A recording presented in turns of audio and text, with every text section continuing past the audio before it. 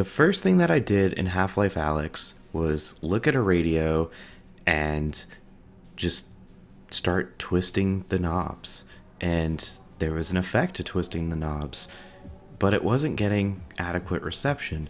So the next thing I did was lift up the antenna and move things around so that I could get better reception and I could listen to what I needed to do.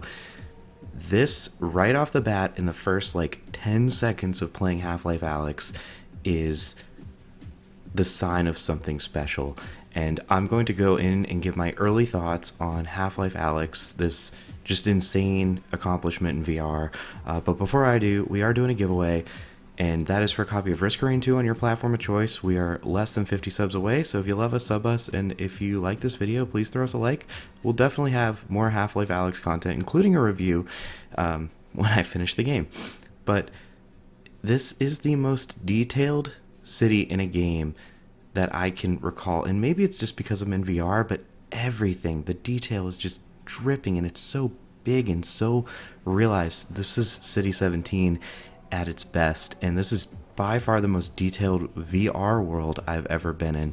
But going with the theme of details, most games in VR, for those who don't play a lot of VR, usually there's like a grab button, right? You hit grab, and that allows you to grab interactable objects. And that's it. Like, then everything else is button driven. Like, you pick up the gun with the grip button, you pull the trigger, and that's how you use the gun. I've already shown in the first 10 seconds of my game that there's an object that I can squat down, use my 2 fingers to twist a knob, and then when the reception's not coming through, grab the antenna and pull it up. That's more interactivity than most VR games have in any of their objects, and that's the first object you use. But there's so many more objects, and going back to the theme of knocking things with your arms or grabbing things with your arms, usually you can only initiate a physics interaction in a VR game by pressing the grab button, like you pick it up. But they actually model your hands as physical things at all times in Half-Life Alyx. This means you can knock containers over with your arms. You can do a quick sweep of your hand to clear a desk.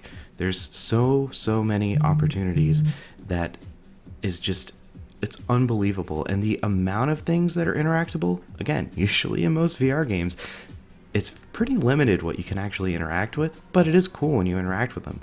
Almost everything is interactable here that you would want to interact with. Like, yeah, you can't pick up a couch, but you can pick up a chair, and you can hold a broom with 2 hands. The other thing that they do that I had a little bit of concern about watching the gameplay was it seems to be a lot of reliance on maybe pushing things. Like I said, you can sweep your arm across a desk. Well, they have handled that pretty gracefully with the rumble feedback.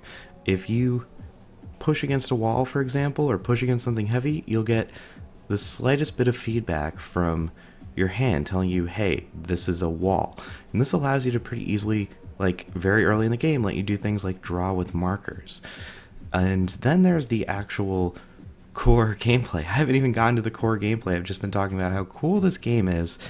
The gunplay is just so well thought out. The way that you reload things is satisfying. The way that you pack things up is also satisfying. And you have these gravity gloves, which allow you to take any object in your kind of field of view and flick it seamlessly into your hands.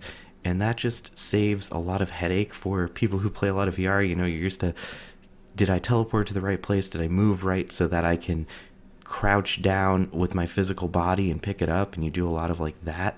Or am I close enough so that I don't go out of my play zone boundaries? Well, this solves all those problems. You don't have to do a whole lot of bending. You can just, and you don't have to make sure that you're within your boundary, because you can just flick it up to you super quickly and seamlessly.